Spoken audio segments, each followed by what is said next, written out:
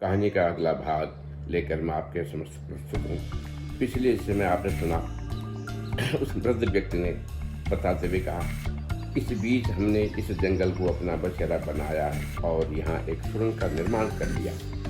इस सुरंग की लंबाई कोई 800 गज है। इसे इस तरह बनाया गया कि हम यहाँ अपने हथियार और राशन सामग्री के साथ लंबे समय तक टिके रह सकें। वृद्ध ने नेताजी का हस्ताक्षर किया हुआ नियुक्ति पत्र उन्हें दिखाया ताकि उन्हें यकीन हो जाए। मेजर और उसकी टीम ने वृद्ध के पैर छूते हुए कहा, आप तो हमारे लिए भगवान से कम नहीं हैं। हमें नेताजी सुभाष चंद्र बोस और उनके आज़ाद हिंद फौज पर बड़ा गर्व है, जिसकी बदौलत गोरे डर से हिंदुस्तान छोड़कर भागे।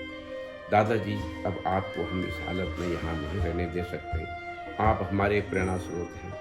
हम आपसे विनती करने के साथ यह जानना चाहते हैं कि यह सुरंग कहाँ तक है, हमें दिखाइए। वृद्ध ने उन्हें हाथ से आशीर्वाद देते हुए कहा कि मैं तुम लोगों को सुरंग का अंतिम छोर दिखाता हूँ, लेकिन मैं अपनी ज़िंदगी के शेष दिन इसी सुरंग में गुजारना चाहता हूँ। मैं सन 1946 से इसी सुरंग में अपना जीवन गुजार रहा हूँ। गोरी हुकूमत ने मुझे पकड़ने के लिए अपने हिंदुस्तानी जासूस लगा दिए थे, लेकिन मैं अंग्रेजी हुकूमत की हिंदुस्तानी पुलिस से बचने के लिए इसी सुरंग में छुपकर जीवन के दिन गुजारने को बेबस हो गया। शायद आज भी पुलिस मुझे ढूंढ रही होगी। मैं अपने प्रिय नेता आज़ाद हिंद के सुप्रीम कमांडर सुभाष चंद्र बोस की देश को आज़ाद करने की हर योजना में शामिल होकर उसे अंजाम देता आया था। यह बात गोरी हुकूमत को पता चल गई। शायद गोरों के किसी वफादार ने यह बात हमारे खेमे से पता कर गोरी हुकूमत तक पहुंचाई थी।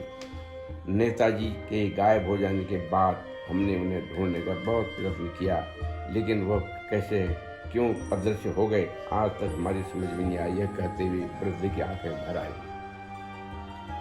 यह बात करते हुए सभी सुरंग के दूसरे छोर तक पहुंच गए। वृद्ध व्यक्ति ने कहा, यदि आप लोग चाहें तो यह बात प्रशासन को बता सकते हैं।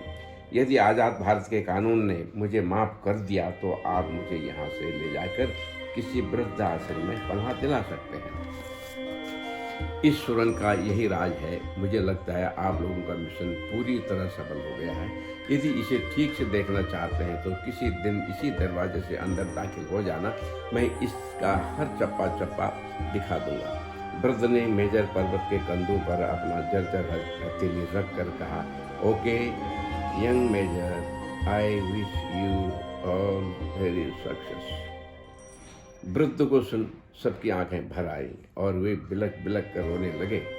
कुछ पल मेजर की खुफिया टीम वृद्ध की जीवन भर के संघर्ष व पीड़ा को देख अति द्रवित होकर परास्त हो गए। उन्हें लगा, जिस शख्स ने अपना पूरा जीवन भारत माता की आज़ादी के लिए सर्वस्व कर दिया, वह इस हाल में और हम अपना जीवन मजे में काट रहे हैं। मेजर ने अपने आंखों से झरझर आंसू को पोंछते हुए कहा, दादाजी, हम आपको कभी साथ ले जाएंगे। यदि आपने हमारी बात न मानी तो हम यहाँ से वापस नहीं जाएंगे। आपके साथ ही इसी हाल में भूखे प्यासे मरना पसंद करेंगे। वे वहीं जमीन में वृद्ध के पैर पकड़कर बैठ गए। उनके इस भाव की जिद को देख वृद्ध ने आसमान की ओर देखा और भारी मन से अपने आखिरी सांस तक इस सुरंग में रहने के संकल्प को तिलांजलि देकर कहा, ठीक है मेरे प्यारे वतन के बच्चों, मुझे ले चलो। मेजर ने तुरंत अपनी यूनिट कमांडर से बेतार से बात की और एक खास लोकेशन पर जीप भेजने का अनुरोध किया। मेजर की टीम उस महान क्रांतिकारी योद्धा को एक स्ट्रेचर पर रख कंधे में उठाकर कच्ची सड़क तक ले आए। उन्हें जिंदगी में पहली बार यह बहुमूल्य अवसर मिला था कि किसी क्रांतिकारी के साक्षात दर्शन हुए और वह उसके जीवन दर्शन को नज़दीक से देख रहे थे। दोस्तों, आज यहीं तक। कहानी का अगला भाग लेकर मैं तुरंत आपके समक्ष हाजिर होऊंगा। तब तक इंतजार कीजिए।